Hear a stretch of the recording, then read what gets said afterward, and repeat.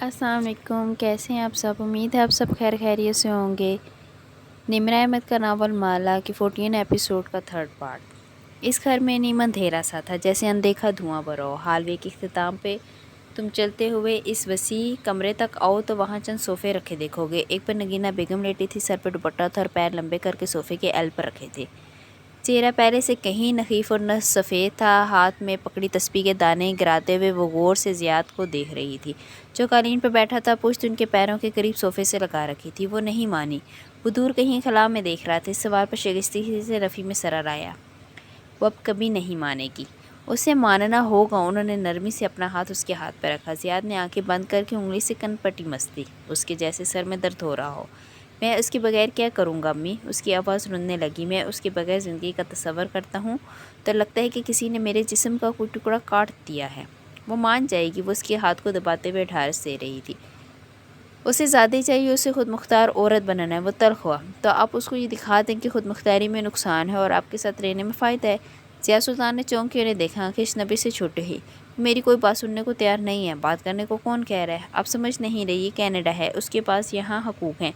उसका इस्लाम का केस मजबूत है। कल को उसे कोई अच्छी नौकरी भी मिल जाएगी। वो टैलेंटेड है। यहाँ इसके पास तमाम रास्ते खुले हैं, और अगर हर रास्ता बंद गली में खुलता हो तो वापस किसके पास जाएगी? ज़ियाद चौंका। धीरे से सीधा हुआ लब ओ में सुखड़े। नगीना बेगम उसके तासुरात देखकर मुस्कुराई। वो इनकी बात समझ चुका था। फिर वो रुका नहीं, तेज़ी से उठा और उस नदीदा धुएं से भरे घर से बाहर चला गया। पीछे सन्नाटा छा गया। दफ्तर कदमों की चाप सुनाई दी। आपने उसे क्यों नहीं बताया कि आप ये शादी ख़त्म करना आसान नहीं है? इंदिरानी धीरे से करीब है। उसके अंदाज में उलझन थी। इसे बच्चे नहीं चाहिए अभी। इसे इस बारे में भनक भी नहीं पड़नी चाहिए। इनके चेहरे पर संजीदगी थी। तस्बीह के दाने फिर से गिरने लगे। और माला, वो कैसे मानेगी? मगर वो नहीं सुन रही थी। वो दूर खला में देखते गए थी। वो बेटी है, कशमाला और ज़ियाद की बेटी, और हमें वो हर कीमत पे चाहिए। अब कशमाला पे कोई अमल करें ऐसे कि वो फिर से राज़ी हो जाए या ये चंद माह सुकून से गुजर जाए। इंदिरानी बेचैन हुई। नहीं, हम इस बच्ची को खतरे में नहीं डाल सकते, जिसका हमने बरसों इंतज़ार किया। वो हल्का सा मुस्कुराई, आँखें चमकने लगी। हर जादू हमारे जिस्म से जान निचोड़ने लगता है। अब वक्त कम है, तवानाई भी कम है। उन्होंने कर्ब से आंखें बंद की। अब बस एक आखिरी अमल करना है। इंदिरानी ने चौंक के इन्हें देखा। किस पर? नगीना बेगम की मुस्कुराहट गहरी। जवाब नहीं दिया। इंदिरानी के लब ओ में सिकुड़े, और वो जानती थी कि वो किसकी बात कर रही है। वो बोर्डिंग पास हाथ में लिए एयरपोर्ट के फर्श पर तेज तेज चलता जा रहा था। कंधे पर एक बैकपैक लापरवाही से डाले पी कैप पहने माहिर फरीद की नज़रें अपना गेट तलाश कर रही थी। दफ्तर में एक गेट के सामने रुका। बोर्डिंग पास से नंबर मैच किया। नंबर धुंधला था, लेकिन उसका दिमाग कह रहा था कि यही इसका गेट है। वो लबों में कुछ जताते चबाते हुए वहाँ बने वेटिंग लाउंज की तरफ बढ़ गया। वो क्या चबा रहा था? स्ट्रॉबेरी जैसा कुछ, शायद च्युइंगम। लाउंज में लोहे की कुर्सियों पर बैठने के बाद उसने बैग कदमों के साथ रख दिया। फिर से अपना बोर्डिंग पास देखा। वो कहाँ जा रहा था? मुल्क का नाम मिटा मिटा सा था, शायद वो पढ़ नहीं पा रहा था। फिर उसने सर उठा के गेट को देखा। वो इकॉनमी में सफ़र क्यों कह रहा था? उसने एयरलाइन का धुंधला सा लोगो देखा। इस एयरलाइन का तो वो मेंबर था। और वो क्या चबा रहा था? Strawberry, raspberry. दफ्तर को इसके करीब आता महसूस हुआ। वो 4 लोग थे। वो बारी बारी आए और उसके दाएं बाएं खाली कुर्सियों पर बैठते गए। किसी एहसास के तहत उसने सर उठाया। वो छोटे छोटे कद के आदमी थे। 2 मर्द, एक औरत, एक बच्चा।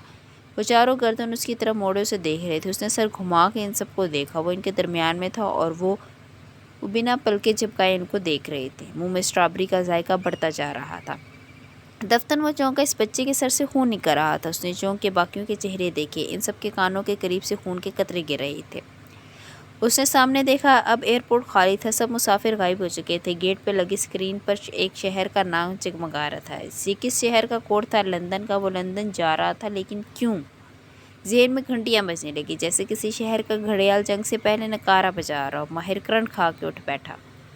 हर तरफ अंधेरा था। वो अपने बेडरूम में था। उसका लिबास पसीने में भीगा था। साइड टेबल पर हाथ मारा, लैप चलाया, फिर मोबाइल उठा के देखा। प्रेयर ऐप पर फजर की अज़ान होने वाली थी। उसने सारी बत्तियां रोशन कर दी। फिर दाएं बाएं देखा, वहाँ कोई नहीं था। उसने सीने से तर बालों में हाथ फेरा। सब कुछ वैसा ही था जैसा उसके सोने से पहले था। वो रात अपना काम मुकम्मल करके सोया था। रात तक उसके अपार्टमेंट में सुकून था, अमन था। लेकिन अब वैसा ना था। कुछ बदल चुका था। फ़ज़ा में कुछ था जिसे वो महसूस कर सकता था।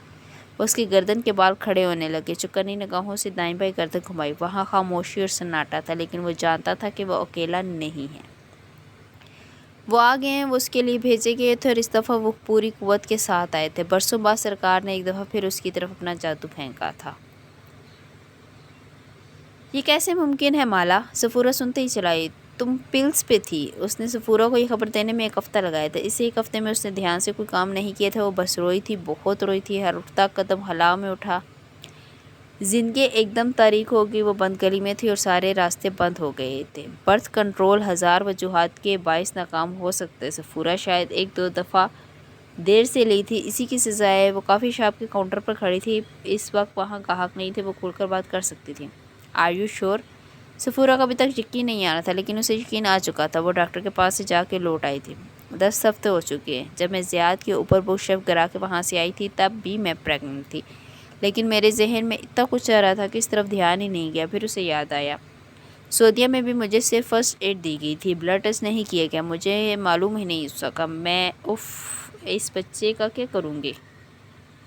سفورہ، بچہ نہیں ہے یہ، سفورہ جلدی سے بولی، اس کو صرف ایک فیٹس سمجھو۔ وہ جانتی تھی سفورہ کیا کہہ رہی ہے، یہ گناہ ہے۔ مالا میری بات سنو، سفورہ تیزی سے کہتی، تمہاری حالت میں تمہیں کوئی بھی اسکالر فتویٰ دے دے گا، تم اس بچے کے بارے میں کسی کو نہیں بتاؤ گی۔ کینیڈا میں ابارشن لیگل ہے، تم چپ چاپ کسی ابارشن کلینک میں جاؤ گی اور اس بچے کو ابارٹ کرا دو گے، تم کسی قاتل کا بچہ اس دنیا میں نہیں لاؤ گے۔ پھر وہ رکی، اور اگر وہ بیٹی ہوئی تو اور بھی برا ہے، پرتشدد باپ کی بیٹیاں آگے جا کر بھی ابیوز ہوتی ہیں۔ بیٹی؟ اس کے دل کو دھکا سا لگا۔ دیکھو تمہارے آگے تمہاری ساری زندگی پڑی ہے، پلیز اس بچے کو ابارٹ کر دو۔ ابھی 10 ہفتے ہوئے ہیں، ابھی روح نہیں داخل ہوئی، روح داخل ہو جائے تو پھر یہ قتل ہوگا۔ گناہ ہوتا ہے دونوں صورتوں میں، لیکن سفورہ نہیں سن رہی تھی۔ اگر یہ بچی دنیا میں آ گئی تو تم ساری عمر کے لیے اپنے پیروں میں زنجیر پال لو گی۔ سفورہ نے خود سے فرض کر لیا تھا کہ وہ بچی تھی، تم کبھی زیاد سے پیچھا نہیں چھڑا سکو گی۔ اف سفورہ، اس کا سر درد کرنے لگا تھا، اب میں زیاد سے طلاق کیسے لوں گی؟ طلاق تو تم اب بھی لے سکتی ہو، طلاق پریگنینسی میں بھی ہو جاتی ہے، بس اس کی عدت بچہ پورا ہونے پر ہے یا پریگنینسی ضائع ہونے تک ہے۔ بس تم زیاد کو اس بارے میں نہیں بتاؤ گے۔ اس کو بچے نہیں چاہیے تھے، دل کو تکلیف ہوئی، مسئلہ ہی ختم۔ نہ اس کو چاہیے نہ تمہیں، بس تم اس بچے کو اس دنیا میں نہیں لاؤ گی۔ مالا، سفورہ زور دے کر کہہ رہی تھی۔ مالا نے سر ہلا دیا، اس کا دماغ ابھی تک سائیں کر رہا تھا۔ کش مالا؟ وہ بری طرح چونکی۔ جے پریت اس کے سر پر کھڑی تھی، اس نے جلدی سے فون رکھا اور اس کی طرف متوجہ ہوئی۔ سیٹنگ ایریا میں کسی نے کافی کرا دی ہے، سارا فرش چپ چپ ہو رہا ہے، جاؤ موپ لگا دو۔ جے پریت اس فرنچائز کی مالکن تھی، درمیانی عمر کی سکھ عورت، اس کو سب جے پی کہتے تھے۔ شور وہ خاموشی سے آگے بڑھ گئی، یہ اس کی ڈیوٹی نہیں تھی، جے پی کسی اور کو بھی کہہ سکتی تھی، لیکن وہ ایسے کام اسی کو کہا کرتی تھی۔ خیر وہ کر لے گی۔ کوئی ابھی بھی وہاں کافی گرا گیا تھا، وہ احتیاط سے جگہ صاف کرنے لگی، پھر موپ لگانے سے پہلے بغل میں بنے اسٹور روم تک آئی، کسی شے کی تلاش میں ادھر ادھر دیکھا۔ کشمالا، جلدی کرو یار، جے پی اکھڑی اکھڑی سی پکار رہی تھی، اس کا دماغ آج کل آدھا کام کر رہا تھا، آدھا پیچھے کہیں الجھا تھا۔ کچھ دیر بعد وہ فرش کو اسٹیم موپ کر کے فارغ ہوئی، اب وہ صاف تھا۔ اس کی کمر میں درد اٹھنے لگا تھا اور وہ موپ اسٹور روم میں واپس رکھنے گئی تھی کہ باہر سے چیخ کی آواز سنائی دی، اس کا دل ایک دم اچھل کے حلق میں آ گیا۔ یا اللہ خیر! وہ دوڑتے قدموں سے باہر گئی، اگلے چند لمحے کسی فلم کی طرح گزرے، سلو موشن فلم۔ ایک درمیانی عمر کی عورت فرش پر گری چلا رہی تھی، ورکر اس کے گرد اکٹھے ہو رہے تھے۔ جے پی ہاتھ جوڑتے ہوئے پریشانی سے کچھ کہہ رہی تھی، وہ گمسم سی کرسی کے کنارے پہ بیٹھ گئی۔ ایمبولینس کا سائرن، بھاگتے ہوئے اہلکار جو اسٹریچر چلا رہے تھے، جے پی کی گھورتی نظریں، وہ عورت ابھی تک درد سے چلا رہی تھی، ساتھ ہی وہ انگلی اٹھا اٹھا کے جے پی سے کچھ کہہ رہی تھی۔ وہ سر دونوں ہاتھوں میں گرائی وہیں بیٹھی تھی جب مجمع چھٹا اور شور کم ہوا۔ تم نے کاشن بورڈ کیوں نہیں رکھا تھا موپ لگانے سے پہلے؟ وہ کرسی پر بیٹھی تھی اور جے پی اس کے سر پر کھڑی چلا رہی تھی۔ میں اسٹور میں گئی تھی، وہ وہاں نہیں رکھا تھا، میں تم سے پوچھنے آ رہی تھی۔ پھر پوچھا کیوں نہیں؟ میں بھول گئی تھی۔ اس نے پھر سے دونوں ہاتھوں میں سر گرا دیا۔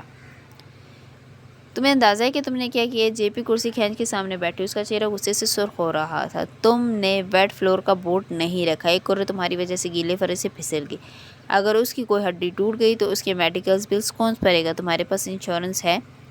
اس کی آنکھیں بھیگنے لگی، نفی میں سر ہلایا۔ اس کی انشورنس تو اتنی بھی نہیں تھی کہ اس عورت کی مرہم پٹی کروا سکتی، کہاں ہاسپٹل بلز، اور اگر سرجری ہوئی تو ہزاروں ڈالرز کا خرچہ ہوگا، کون ادا کرے گا؟ میں سچ کہہ رہی ہوں، بورڈ وہاں پر نہیں پڑا تھا، اسے بار بار رونا آ رہا تھا۔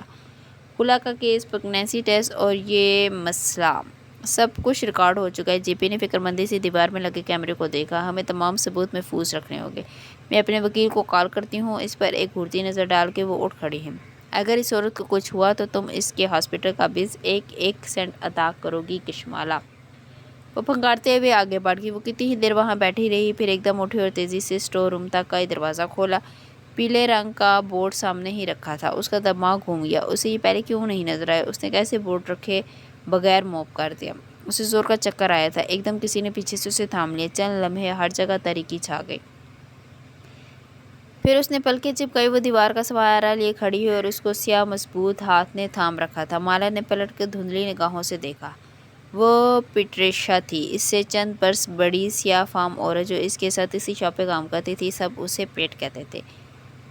پیٹ، تھینک یو۔ وہ پھیکا سا مسکرائی۔ پیٹریشیا اسے سہارا دے کر باہر کرسیوں کی طرف لائی، وہاں واپس بٹھایا۔ پانی کا گلاس ایک ہاتھ میں تھمایا اور دوسرے میں اسٹرا۔ میں سچ کہہ رہی ہوں، وہ بورڈ اس وقت وہاں نہیں تھا۔ سنو مالا، گھنگریالے بالوں کا کس کی جوڑا بنائے، ایپرن پہنے سنجیدہ سیاہ فام چہرے والی پیٹ بولی۔ بورڈ وہاں تھا یا نہیں، غلطی تمہاری ہے، لیکن جے پی اس معاملے کو سنبھالے گی۔ تم وہی کرو گی جو وہ کہتی ہے، مگر تمہارا سلائم کیس چل رہا ہے نا؟ اور اس کا سانس رک گیا۔ او نو! تمہیں ہر صورت اس معاملے کو عدالت کے باہر حل کرنا ہے۔ تمہارے خلاف اگر کسی قسم کے چارجز فائل ہوئے تو حکومت تمہیں سلائم نہیں دے گی۔ تمہیں اپنا ریکارڈ کلین رکھنا ہے۔ اس نے سر اس بات میں ہلا دیا۔ پیٹ نے اس کے کندھے کو تھپتھپایا اور واپس کاؤنٹر کی طرف چلی گئی۔ کچھ دیر تک شاپ عارضی طور پر بند رہی تھی، اب اسے دوبارہ کھول دیا گیا تھا۔ اس میں اب واپس جانے کی سکت نہیں تھی۔ میرا وکیل اسے بات کرنے کی کوشش کرے گا۔ جے پی واپس اس کے پاس آئی۔ وہ بس گردن اٹھا کے خالی نظروں سے اسے دیکھے گی۔ صبح تک معلوم ہوگا کہ کیا ہوتا ہے۔ لیکن اس نے انگلی اٹھا کے گھورتی نگاہوں سے تنبیہ کی، تم اس کے علاج کا خرچہ اٹھاؤ گی کشمالہ؟ اس نے بھیگی آنکھوں سے اس بات میں سر ہلا دیا۔ زخمی ہونے والی عورت کے وکیل نے اگلے دن جے پی سے رابطہ کر لیا تھا۔ اس نے ان کو ویڈیو شواہد سنبھال کے رکھنے کے لیے کہا تھا۔ عورت کا MRI ہوا تھا اور اس کی ریڑھ کی ہڈی متاثر ہوئی تھی۔ جے پی نے اسے فوراً سے ایک مناسب رقم کی پیشکش کی، لیکن وکیل نے اسے ٹھکرا دی۔ اس نے کہا کہ وہ اپنے جواب سے کچھ دیر میں آگاہ کرے گا۔ اس نے وقت کیوں مانگا؟ اس نے تعجب سے پیٹ سے پوچھا۔ وہ دونوں کاؤنٹر کے پیچھے ساتھ ساتھ کھڑی تھی۔ پیٹ ایک خالی کیپ میں وینیلا سیرپ کے پمپ ڈال رہی تھی، ہلکے سے کندھے اچکائے۔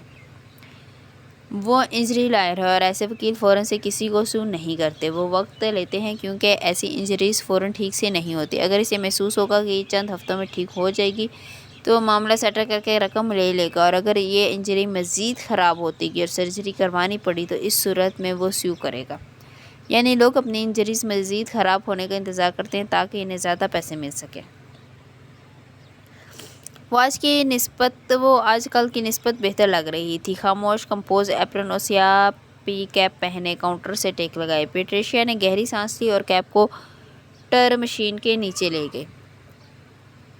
میرا شوہر بھی انجری لایا تھا۔ کچھ دیر بعد وہ بولی۔ وہ بری طرح سے چونک کے اسے دیکھنے لگی۔ وہ خاموش کو تھی، لیکن جب بولتی تو اپنی نسل کے لوگوں کی طرح نڈر ہو کے بولتی۔ سیاہ فام قوم کسی سے نہیں ڈرتی تھی، سامنے بڑا ہو یا چھوٹا، امیر ہو یا غریب، اگر کوئی نہیں انہیں چھیڑتے تو بس وہ اسے فوراً آڑو ہاتھوں لیتے تھے۔ اس نے غور سے پیٹ کو دیکھا۔ وکیل اب بھی ہے، بس میرا شوہر نہیں ہے۔ وہ اب سر جھکائے کپ میں برف ڈال رہی تھی۔ مالا دونوں ہتھیلیاں اسے اپنے دائیں بائیں کاؤنٹر پہ جمائے غور سے اسے دیکھنے لگی۔ کیا ہوا تھا؟ کراڈاشائنز ہوئی تھی۔ وہ تلخی سے مسکرائی۔ مطلب؟ وہ کب دوسرے ایسوسیٹ کو تھما کر واپس اس تک اسی سنجیدگی سے اسے دیکھا۔ شمالی امریکہ کی زمین ہمیشہ سے ہمارے لیے تنگ تھی۔ صدیوں سے سفید فاموں نے سیاہ چمڑی والوں کو اپنا غلام بنائے رکھا تھا۔ پھر وقت بدلا، ہمارے لوگوں نے ترقی کی، دنیا میں آگاہی پھیلی، بلیک لائفز میٹر، وہ غور سے اسے سن رہی تھی۔ لیکن پھر ان 5 عورتوں نے ہماری زندگی برباد کر دی۔ کیسے؟ وہ سفید عورتیں تھیں، ان کی جلد میں ہمارے سے کہیں کم میلانن تھا۔ انہوں نے پہلے ہمارے چند نقش نگار چرائے، ہمارے رنگ کی جھلک، ہمارے ہونٹ، ہماری پلکیں اور ہمارے مرد۔ وہ خاموشی سے سنے گی۔ کارڈیشنیئرز نے صدیوں پرانے رواج کو تازہ کیا۔ جب ایک سفید فام عورت ایک سیاہ فام مرد غلام کو ساتھ لیے بازار جایا کرتی تھی۔ وہ سیاہ فام اس کا بیگ اٹھاتا تھا، اس کی بگی چلاتا تھا اور اس کے بیت کھاتا تھا۔ کارڈیشنیئرز نے سفید مردوں کو چھوڑ کے سیاہ مردوں کو اپنا بوائے فرینڈ منتخب کرنا شروع کیا۔ وہ اس خطے کی سب سے بڑی انفلوئنسرز ہیں اور ان کو پسند کرنے والی عورتیں، بلکہ عورتوں کی ایک نسل، ان کی نکالی کرتی ہے اور وہ وہی پہننا چاہتی ہیں جو انہوں نے پہنا۔ ویسا جسم چاہتی ہے جیسے ان کا ہو اور ان کے بوائے فرینڈز بھی ویسے ہی چاہتی ہیں۔ اس کی نگاہیں شاپ کے دوسرے رخ تک اٹھتی گئی۔ وہاں قطار میں لگے لوگوں میں سے ایک سفید فام لڑکی تھی، یوگا پینٹس اور کراپ ٹاپ پہنے۔ وہ فون پر بات کر رہی تھی۔ اس کے ساتھ ایک سیاہ فام نوجوان تھا، ڈھیلے ڈھالے سویٹ پینٹ اور ہوڈی پہنے، الٹی پیک اپ سر پر اٹھائے، گردن میں سنہری زنجیریں باندھے اور اس لڑکی کے چھوٹے سے کتے کی زنجیر تھامے ہوا تھا۔ کارڈیشنیئرز کی دیکھا دیکھی شمالی امریکہ کی سفید فام لڑکیوں نے سیاہ فام مردوں کو چننا شروع کیا۔ سیاہ مرد سفید لڑکی کی توجہ ملنے پر ایسے نہال ہوتا ہے کہ بس وہ اس کے لیے سب کچھ چھوڑ دیتے، اپنا شہر، اپنا گھر، اپنی بیوی۔ اس کی بڑی بڑی سیاہ پلکیں بھیگنے لگی۔ ان 5 عورتوں کے اس چناؤ کے بعد شمالی امریکہ میں سیاہ فام کپلز میں ریکارڈ طلاقیں ہوئی ہیں۔ سیاہ مرد اپنی بیوی اور بچوں کو چھوڑ چھاڑ کے گوری عورتوں کے پیچھے بھاگ رہے ہیں۔ وہ ان کا پرس اور بوتل اٹھا رہے ہیں۔ گوری عورتیں یہ سب فیشن میں کر رہی ہیں۔ گورے مردوں کو پھر بھی مسئلہ نہیں ہے، ان کو ہمیشہ گوری عورتیں مل جاتی ہیں، لیکن ہم سیاہ فام عورتیں، اس نے گیلی آنکھیں ہتھیلیوں کی پوچھ سے صاف کی، ہمیں عموماً سیاہ مرد ہی قبول کرتے ہیں۔ گنتی کے چند کپلز کے سوا یہاں تمہیں کہیں بھی سیاہ عورت کے ساتھ گورا مرد نہیں ملے گا۔ ہم اپنے بچوں کے ساتھ تنہا ہیں اور تنہا بچے پالنا بہت مشکل ہے۔ اس نے سر جھٹکا اور آگے بڑھ گئی۔ جے پی اسی طرف آ رہی تھی۔ مجھے سنچری لائر کا دوبارہ فون آیا، وہ سنجیدگی سے دھیمی آواز میں بتانے لگی۔ مالا تیزی سے سیدھی ہوئی۔ اس عورت کو پیسوں کی ضرورت ہے، اس نے ایک آفر بھیجی ہے۔ جے پی نے ایک پرچی اس کی طرف بڑھائی۔ مالا نے اس پر لکھی رقم پڑھی، 1 دفعہ 2 دفعہ، پھر صفر گنے، ذہن میں اس کو پاکستانی روپے میں تبدیل کیا اور پھر اسے ٹھنڈے پسینے آنے لگے۔ جے پی، میرے پاس یہ رقم نہیں ہے۔ اس نے ہمیں 4 ہفتے کا وقت دیا، تم مجھے 4 ہفتوں میں یہ رقم اکٹھی کر کے دو گی کش مالا؟ وہ اس کو سن ہی نہیں رہی تھی۔ میرا زیور، میرا بینک بیلنس سب ملا کے بھی یہ رقم نہیں بنے گی۔ اس کے قدموں کے نیچے سے زمین پھر سے سرکنے لگی۔ یہ میرا مسئلہ نہیں ہے، تمہیں بہتر انشورنس کمپنی ڈھونڈنی چاہیے تھی۔ وہ تن سے کہہ کر آگے بڑھ گئی، پھر ٹھہری، پلٹ کے اسے دیکھا۔ تمہارا سلائم کس کیسا جا رہا ہے؟ اس کے حلق میں آنسوؤں کا گولا ٹکنے لگا۔ اس نے بات میں سر ہلایا۔ میں 4 ہفتوں میں رقم اکٹھی کر لوں گی۔ جے پی نے گردش کو جبش دی، ٹک ٹک کرتی آگے بڑھ گئی۔ اب اس کی باری آرڈر لینے کی تھی۔ وہ اسکرین کے پیچھے آ کھڑی ہوئی اور قطار میں کھڑی لڑکی کا آرڈر نوٹ کرنے لگی۔ کپ پر اس کا نام لکھا اور کپ پیٹ کی طرف بڑھا دیا۔ لڑکی نے کارڈ ٹیپ کر کے ادائیگی کر دی اور آگے بڑھ گئی۔ گڈ مارننگ، آپ کیا لیں گے؟ مالا نے اسکرین سیٹ کرتے ہوئے چہرہ اٹھایا۔ وہ ایک نوجوان تھا، 17-18 برس کا۔ اس کی آنکھیں بھوری اور رنگت قدمی تھی، بال گھنگریالے اور ماتھے پر بکھرے تھے۔ اسے دیکھ کے وہ مسکرایا۔ چائے ٹی لاتے میڈم، لائٹ آن آئس۔ مالا نے مسکرا کے آرڈر نوٹ کیا۔ اس نے کارڈ ٹیپ کیا اور وہ مارکر اور کپ اٹھائے ہوئے پوچھنے لگی، آپ کا نام؟ بدر۔ اس نے سر ہلا دیا۔ سیاہ مارکر سے کپ پہ بدر لکھا، پھر چونکی، چہرہ اٹھا کے اسے دیکھا۔ وہ اسی طرح سے مسکرا کے دیکھ رہا تھا۔ اس کی ریڑھ کی ہڈی میں ایک سنسنی خیز لہر دوڑ گئی۔ پھیکا سا مسکرائے، سر کو خم دیا۔ وہ پک اپ کاؤنٹر کی طرف بڑھ گیا اور اس کی مسکراہٹ غائب ہوئی۔ وہ گردن موڑ کے اس لڑکی کی پوچھ کو دیکھنے لگی۔ جے پی نے گردش کو جنبش دی، ٹھک ٹھک کرتی آگے بڑھ گئی۔ میں ضیا سے طلاق نہیں لے رہی۔ صبح وہ چلی ہوئی گئی تھی، وہاں ماہی یا عباس سے پیسے نہیں مانگے گی، یہ طے تھا۔ وہ اسے پریگنینسی کے بارے میں بتانے گئی تھی، لیکن نہیں بتا سکی۔ اسے ابھی اس راز کو راز رکھنا تھا۔ وٹ! ماہی یہ سنتے ہی ہتھے سے اکڑ گئی۔ وہ جانتی تھی کہ ماہی کا یہی رد عمل ہوگا اور اسے کیسے سمجھائے گی کہ اس حالت میں وہ طلاق کے بارے میں نہیں سوچ سکتی تھی۔ اب یہ اتنا آسان نہیں تھا۔ اب درمیان میں ایک انسانی جان آ چکی تھی، ایک زنجیر جس نے ان دونوں کو باندھ دیا تھا۔ کیا تم نے وہی کہا ہے جو میں نے سنا ہے؟ وہ بے یقینی سے اٹھ کے اس کے سامنے آئی۔ مالا اس کو نہیں دیکھ رہی تھی۔ باہر کی دھوپ میں چمکتی اس کی آنکھیں باہر پھیلے سبزے پر جمی تھیں۔ چہرے پر زخموں کے نشان ابھی مندمل ہوئے تھے۔ میں ضیا سے طلاق لینا چاہتی ہوں۔ یہ وہ پہلی بات تھی جو تم نے 6 ہفتے پہلے اس وقت کہی تھی جب تم کینیڈا آئی تھی۔ ماہی نے اس کے کندھے سے ہلکا سا جھنجھوڑا۔ تمہیں لگتا ہے وہ بدل جائے گا؟ تمہارے لیے اپنی سیاہ کاریاں چھوڑ دے گا؟ اس کی آنکھیں باہر کے درخت پر جمی تھیں۔ یہ ماہی کی کورٹ یارڈ کا واحد درخت جو ہر موسم میں سبز رہتا تھا۔ وہ پھر سے تم پہ کوئی جادو کر رہا ہے۔ وہ اف! ماہی نے غصے سے مٹھیاں بھیجی۔ وہ کچھ اور بھی کہتی، لیکن مالا کا فون تھرتھرانے لگا۔ کہو، مالا نے نمبر دے کے بے دلی سے فون کان سے لگایا۔ کیا تم آج سا پہر میں فارغ ہو؟ دوسری طرف سے آتی آواز نے اسے چونکا دی۔ کیوں؟ کوئی ہے جو تم سے ملنا چاہتا ہے؟ یہاں کون؟ اس کے ابرو الجھن سے کٹھے ہوئے۔ وہ وین کور صرف تمہارے لیے ہے، اسے تم سے ملنا ہے، معافی مانگنی ہے یا کیا مجھے نہیں معلوم، لیکن کیا تم میرے لیے اس سے مل سکتی ہو؟ وہ ایک سیکنڈ کے 18ویں حصے میں بوجھ سکتی تھی کہ وہ کون ہے۔ بہت سے جذبات ایک ساتھ حلق سے زبان تک آئے، غصہ، بے بسی، فریب دیے جانے کا احساس، لیکن جب ہونٹ کھولے تو بس لبوں سے اتنا سا نکلا، وقت اور لوکیشن بھیج رہی ہوں، اسے کہنا کہ آ جائے۔ موبائل نیچے کیا تو ماہی انہیں نظروں سے اسے گھور رہی تھی۔ تمہارے ذہن میں کیا چاہ رہا ہے مالا؟ اس نے چہرہ موڑ لیا اور پرس پر سر جھکا کے کچھ تلاش کرنے لگی۔ یہ تلاش کر رہی ہوں۔ مالا نے چونک کے سر اٹھائے۔ ماہی ایک ننھی سی ڈبی اٹھائے ہوئے تھی۔ تمہارا کنسیلر جو تمہارے چہرے کے نشان چھپا لیتا ہے، کیا تم ان نشانوں کی وجہ بھول گئی ہو؟ ماہی کی آنکھوں میں بہت کچھ جتاتا ہوا تھا۔ اس نے جواب نہیں دیا۔ ڈبی اس کے ہاتھ سے لی اور پاؤڈر روم کی طرف آ گئی۔ دروازہ بند کیا اور چند گہرے سانس لیے، پھر سنک کے ساتھ ٹھہر کے آئینے میں اپنا عکس دیکھا۔ وہ ماہی کی باتوں کے بارے میں نہیں سوچ رہی تھی۔ اس کا دماغ اس فون کال میں الجھا تھا۔ وہ اس ملاقات کے لیے کیوں راضی ہوئی اور وہ اس سے کیوں ملنا چاہتا تھا؟ ان کے درمیان ایسا تھا ہی کیا جس کے بارے میں بیٹھ کر بات کی جائے؟ اور اس کی معافی کا اب وہ کیا کرے گی؟ اس کا ذہن بہت سے سوالیہ نشان کھڑے کر رہا تھا اور انگلی مہارت سے کنسیلر چہرے کے ہر اس حصے پر لگا رہی تھی جہاں ابھی بھی کوئی نشان باقی تھا۔ بس چند لمحوں کی بات تھی اور اس کا چہرہ بے داغ ہو چکا تھا۔ اور وہ اس سے کیوں ملنا چاہتا تھا؟ ذہن نے پھر سے پوچھا۔ اس صبح ماہر جاگا تو اس کا جسم قدرے گرم تھا۔ یہ تھکاوٹ تھی یا سرکار کا پھینکا ہوا جادو؟ اپارٹمنٹ کے باہر گرے خون کے قطرے، اس کا خواب، وہ حاشیے کو خاموشی سے نظر انداز کرتا آگے بڑھ گیا۔ وہ سرکار سے نہیں ڈرتا تھا، وہ کسی سے نہیں ڈرتا تھا۔ اسے وہ ملاقات کرنی تھی جس کو کرنے کی خواہش لے وہ یہاں آیا تھا۔ وہ جانتی تھی کہ وہ پچھتائے گی، اس سے ملاقات کر کے اس کو دوبارہ اپنی زندگی میں شامل کر کے پچھتائے گی، لیکن جہاں اتنے غلط فیصلے کیے وہاں ایک اور سے۔ وہ ہاربر فرنٹ پر موجود اس کا منتظر تھا، جیبوں میں ہاتھ ڈالے۔ اسپاش چہرے والی لڑکی نے قدم اس کی طرف بڑھا دیے۔ وہ بالکل سانس روک کے کھڑا اس کو دیکھ رہا تھا۔ کیب وین اس کے سامنے آ کر رکی۔ یہ نام لینا بھی تکلیف دہ تھا، لیکن اس کو یہ تکلیف اٹھانی تھی۔ کشمالا، اس کی آنکھوں میں کشمالوں کو دیکھ کے بہت سے جذبات اترے تھے۔ وہ ان کو پہچانتی تھی، لیکن وہ اس کے کسی جذبے پر یقین نہیں کرے گی۔ وہ یہ فیصلہ کر کے یہاں آئی تھی۔ کوئی بھی چیز اسے اس فریبی انسان پہ اعتبار کرنے پر مجبور نہیں کر سکتی تھی۔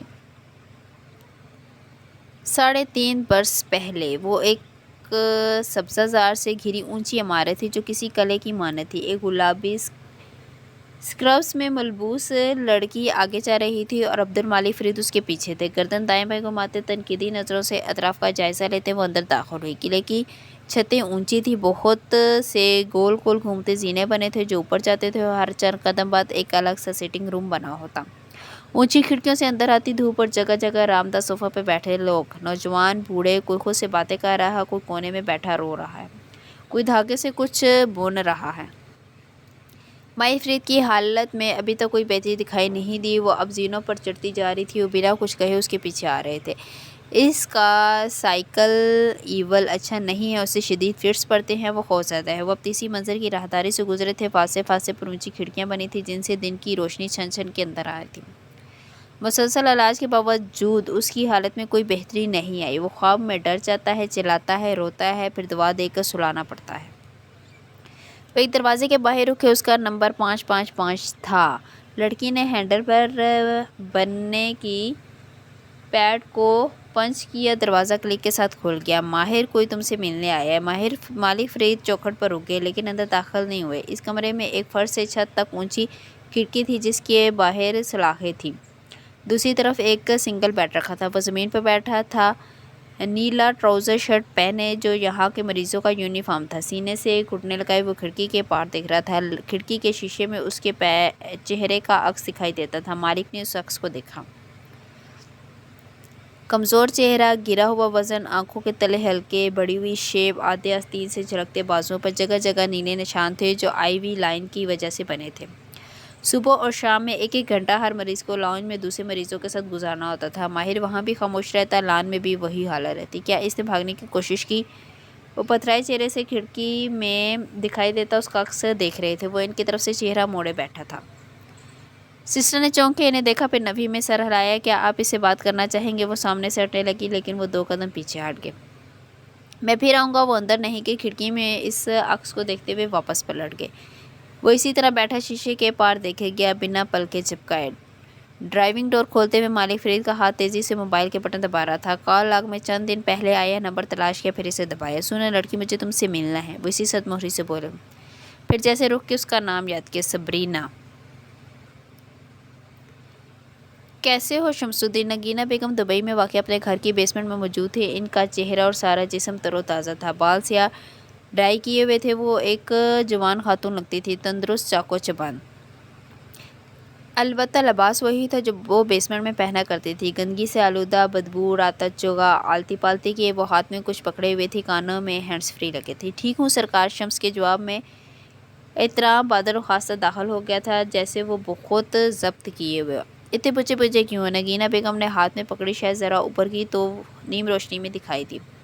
وہ ایک پتلا تھا، اس کے سر میں پیوست بہت سی سوئیاں پیوست تھی، وہ باری باری ان سوئیوں کو انگلیوں سے گھما رہی تھی، لبوں پر مسکراہٹ تھی۔ کھڑکی کے ساتھ فرش پہ بیٹھے ماہر کے سر میں ایک دم شدید درد اٹھا تھا، اس نے بے اختیار سر دونوں ہاتھوں سے تھام لیا۔ میں آپ کی خدمات کے لیے پے کر چکا ہوں، لیکن برسوں پہلے جو سحر عشق تم نے رابیل فرید پر کروایا تھا، اس کی قیمت ابھی باقی ہے۔ وہ جیسے محفوظ ہوتے ہوئے سوئیوں کو گھما رہی تھی۔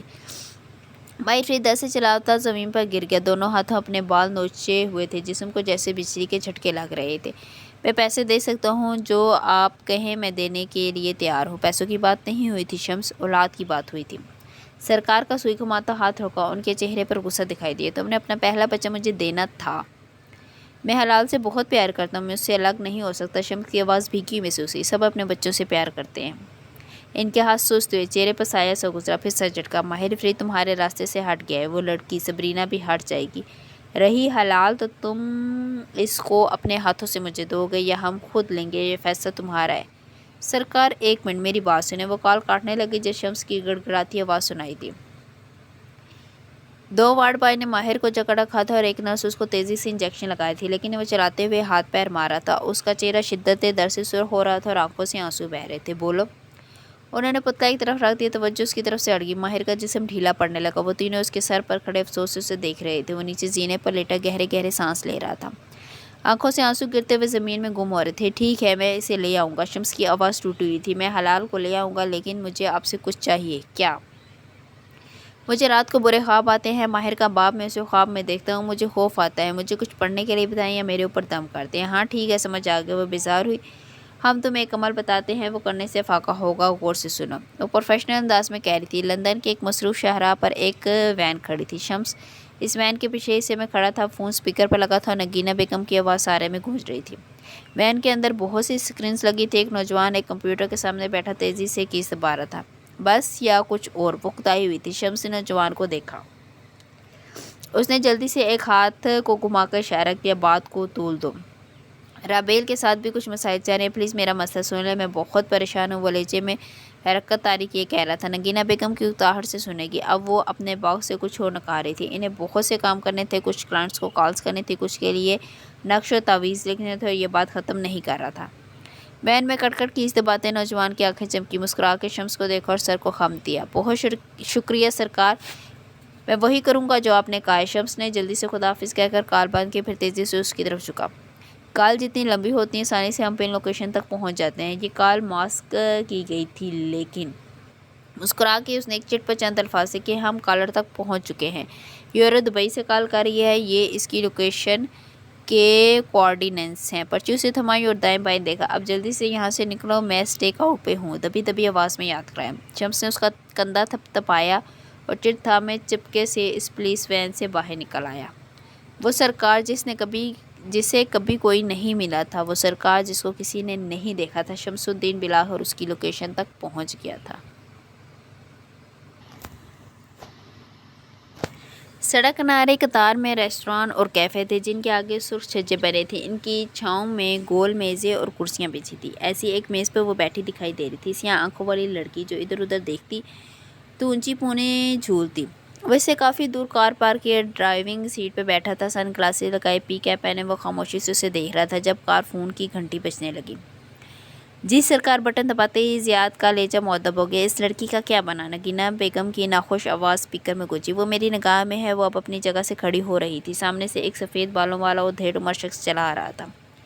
اس کو دیکھ کر وہ شناسائی سے مسکرائی تھی اور اس کی مسکراہٹ پر نگاہیں مرکوز کیے ہوئے تھا۔ اتبا کیوں لگ رہا ہے؟ ان کی آواز میں ایک کاٹ تھی۔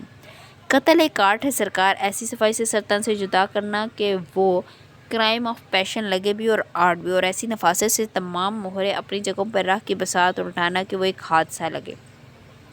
یہ اس سے بڑا آرٹ ہے، اس کام کو جلد مکمل کرو، مجھے شمس کی طرف سے نہ جانے کیوں کچھ کھٹک رہا ہے، میں اپنی مرضی سے کام کرتا ہوں سرکار، جب وقت ہوگا کام مکمل ہو جائے گا۔ اس نے بٹن دبایا، کال بند ہو گئی۔ ایک لمحے کے لیے بھی نگاہ ان دونوں سے نہیں ہٹی۔ وہ یہاں سے سن نہیں سکتا تھا کہ وہ ان سے کیا کہہ رہی، اسے سننا بھی نہیں تھا، وہ صرف اسے دیکھ رہا تھا۔ وہ عادتاً کان کے پیچھے بال اڑس رہی تھی۔ وہ کتنی خوبصورت تھی، آپ کو میری بات سننی چاہیے تھی، سبرینا خفگی سے کہہ رہی تھی۔ وہ ٹیک لگائے خاموشی سے اسے دیکھ رہی تھی، سفید بال جل کے باعث سلور لگ رہے تھے۔ ماہر ذہنی مریض نہیں ہے، لیکن آپ نے بھی انہی لوگوں کا اعتبار کیا جو اس کو راستے سے ہٹانا چاہتے تھے۔ انہوں نے جواب نہیں دیا، وہ جیسے اس کا چہرہ پڑھ رہے تھے۔ سبرینا نے بے چینی سے پہلو بدلا۔ آپ نے جانتے بوجھتے بھی شمس کو یہ عہدہ کیوں لینے دیا؟ وہ ان کے سامنے بیٹھ کر ان کے بارے میں اندازہ لگا رہی تھی۔ آپ خود بھی CEO کا عہدہ سنبھال سکتے تھے، لیکن نہیں، آپ نے بظاہر تمام اختیارات شمس کو دے دیے۔ البتہ وہ اس کے باوجود آپ کے دستخط کا محتاج ہے، وہ اپنی مرضی سے کچھ نہیں کر سکتا۔ آپ نے سوچا کہ کچھ ایسا کریں جس سے مسز رابیر کو اپنے شوہر کی حقیقت معلوم ہو سکے اور ہولڈنگ کا نقصان بھی نہ ہو، تاکہ کل کو ماہر آپ کو لالچی نہ سمجھے۔ لیکن چہرہ آگے کو جھکایا اور ان کی آنکھوں میں دیکھا، وہ رہے گا ہی نہیں تو کیا فائدہ؟ کہہ لیا، انہوں نے کپ اٹھا کے ہونٹوں سے لگایا۔ سبرینا نے برہمی سے انہیں دیکھا اور ہاتھ نیچے گود میں رکھ لیا۔ یہ اس کے لیے خاموش رہنے کا اشارہ تھا۔ میرے لیے یہ باتیں بے معنی ہیں، جادو، جنات، ربش۔ اسپاٹ چہرہ لیے کہہ رہے تھے۔ ماہر جادو کا مریض ہے مسٹر فرید۔ اس نے ناخن سے میز پر 2 دفعہ دستک دی۔ چہرہ گلابی ہوا۔ یہ ایسا جرم تھا جس کا کوئی ثبوت نہ تھا، نہ گواہ۔ وہ کیسے انہیں یقین دلائے؟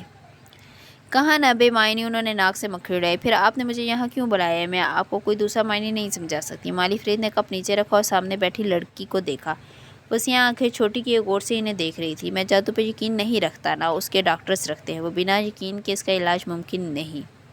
وہ چونکی، یعنی آپ کا یقین اندر سے ڈگمگا رہا ہے، لیکن آپ کی انا آپ کو اعتراف کرنے نہیں دے گی۔ میں پریکٹیکل آدمی ہوں، مسائل کا حل نکالنا چاہتا ہوں، اور آپ مجھ سے اس مسئلے کا حل پوچھنا چاہتے ہیں۔ وہ بنا کچھ کہے اسی اسپاٹ چہرے کے ساتھ اسے دیکھی گئی۔ اللہ تعالیٰ کسی انسان کی حالت اس وقت تک نہیں بدلتا جب تک وہ خود اس کو نہ بدلنا چاہے۔ جادو کے مریض کو بھی خود تندرست ہونے کا ارادہ کرنا ہوتا ہے، ورنہ وہ کبھی ٹھیک نہیں ہوتا۔ اور یہ ارادہ کیسے کرے گا؟ وہ رکی، چہرے پر تسبس ابھرا، لب کاٹا۔ چند لمحے خاموشی سے گزر گئے۔ تمہاری جاب بحال کر دی گئی ہے، تم کل سے آفس واپس آ سکتی ہو۔ مزید اس کے بولنے کا انتظار کیے بغیر جگہ سے اٹھ کھڑے۔ وہ چند قدم آگے گئے تھے کہ اس نے پکارا، مسٹر فرید۔ مالی فرید نے پلٹ کے دیکھا۔ ماہر کو مدد چاہیے، اس انسان کی مدد۔ وہ جھکے سر کے ساتھ میز پر نیپکن رکھے اس پر کچھ لکھ رہی تھی۔ اونچی پونی دائیں بائیں جھو رہی تھی۔ دور بیٹھا ضیاء سلطان اب اس لڑکی کو ایک نیپکن اس بوڑھے آدمی کی طرف بڑھاتے ہوئے دیکھ رہا تھا۔ ہونٹوں پر مسکراہٹ تھی اور آنکھوں میں دلچسپی۔ مالی فرید کے جانے کے بعد وہ وہاں سے اٹھی اور سڑک پر آگے چلتی گئی۔ پھر کسی احساس کے تحت گردن موڑی۔ سڑک پر دور دور تک اپنے آپ میں مگن مصروف ٹریفک رواں دواں تھا۔ سبرینا کی آنکھوں میں بے چینی سی ابھری۔ اس نے دائیں بائیں دیکھا، یوں لگتا تھا کہ کوئی اسے دیکھ رہا ہے۔ ایک عجیب سی سنسنی خیز اس کی ریڑھ کی ہڈی میں سے گزر گئی۔ وہ زیر لباطر کرسی پڑھتے ہوئے آگے بڑھ گئی۔